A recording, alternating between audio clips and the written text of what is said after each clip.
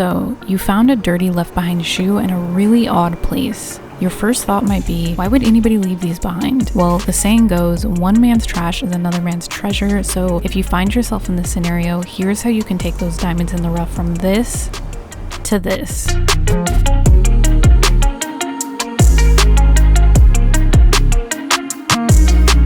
Now, from looking at these shoes, it looks like they're going to need a heavy cleaning, unyellowing of the front soles, light midsole repaint, and conditioning of the leather. Let's start with the Angelus Ultimate Shoe Care Kit, which comes with everything you need to properly clean and restore your kicks. The kit includes a deodorizer, water and stain repellent, neutral luster cream, easy cleaner solution, soft bristle brush, and a microfiber towel. What I love about this kit in particular is that it comes with everything you need to not only clean your shoes, but freshen and protect them from water and stain. Another great and compact option for cleaning is the Angelus Foam Tex Cleaning Kit, which includes the Foam Tex Cleaner, a soft bristle brush, and a microfiber towel. I love this option as well because it's super compact for on the go and doesn't require any extra water or containers when cleaning. Before we get to scrubbing, let's remove these laces. I'm going to pour a bit of our easy cleaning solution into a container and give these a good wash before rinsing them dry and setting them aside to fully dry. Using the soft bristle brush from the Ultimate Shoe Care Kit, we're going to first use it to knock most of the dust and debris off the shoe. Lightly brush around the shoe and be sure to get the creases where there's buildup.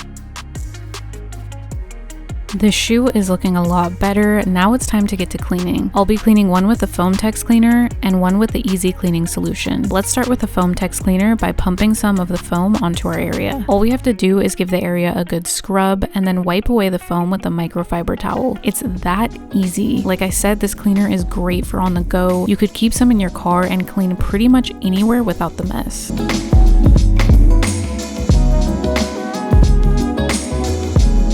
I'm going to clean the other shoe with some easy cleaner by pouring the solution into a container, dipping my brush in, and giving the shoe a good scrub. Be sure to give the sock liner a good cleaning as well as the sole of the shoe, which was super dusty. And we can also wipe away the solution with the microfiber towel included. Both shoes are clean. Now it's time to whiten up these yellow caps of the shoe. We'll be doing that with some Angelus Sole Bright that'll give you some pretty amazing results. To apply this, we're going to use an old paintbrush that won't be intended for use again. We can just dip this right into our Sole Bright solution and start spreading it onto the affected areas. A little goes a long way, so you don't need to glob it on, as we can do multiple sessions to get the results we need. Once the solution is on, we can use some clear plastic bags to wrap around the area so we ensure that the solution doesn't dry during the deoxidation process. You can also use plastic or saran wrap for this step. Just be careful not to get the Sole Bright on the uppers of the shoe. Once we've done that, we're going to bring our shoes out into the sun to let the Sole Bright work its magic. It's a bit on the gloomy side here today, but that doesn't matter as the UV rays will activate the whitening process. I'm going to leave them outside for about an hour before bringing them in. The results after the first session look amazing. I'm going to repeat the same steps as before and bring them outside for one more session to get my desired results. And once that's done, I'm just going to use a bit of easy cleaner and our soft brush to clean off any excess Sole Bright from the shoe. The next thing we're going to do is give the midsoles as well as the uppers a light repaint. I'm going to remove the previous coating of the shoe by using some Angelus Preparer and Deglazer. This will allow us to add a fresh new layer of paint that will stay durable. I'll be using black for the uppers and midsole and flat white for the white portions of the midsole. To touch up the midsoles, we're going to use about 2 to 3 coats of our colors. It's important to note that to match the previous sheens of the panels, the white was more of a flat white and the black is glossy. So instead of using flat black, I'm using regular black to match that high glossiness. For the uppers, the leather is more matte, so I'll be using flat black to touch up the paint. And to protect our touch-ups from scratching and scuffing, I'll be applying some 4-coat for added durability. I'll be using matte 4-coat for the uppers and high gloss for the midsoles. The last 3 things we're going to do to finish off this shoe is deodorize, condition, and protect the leather. First, we're going to use the Angelus Luster Cream to leave the leather looking smooth and conditioned. I'll just apply some to a rag and work it into the leather in circular motions. As you can see, the leather is left looking super shiny, hydrated, and like new. Next, we're going to ensure that the shoe doesn't have any foul odors by using the deodorizer spray. I'll be spraying this directly into the inside of the shoe where most odors live. And lastly, we're going to apply some water and stain repellent that provides an invisible protective coating that repels water and stains.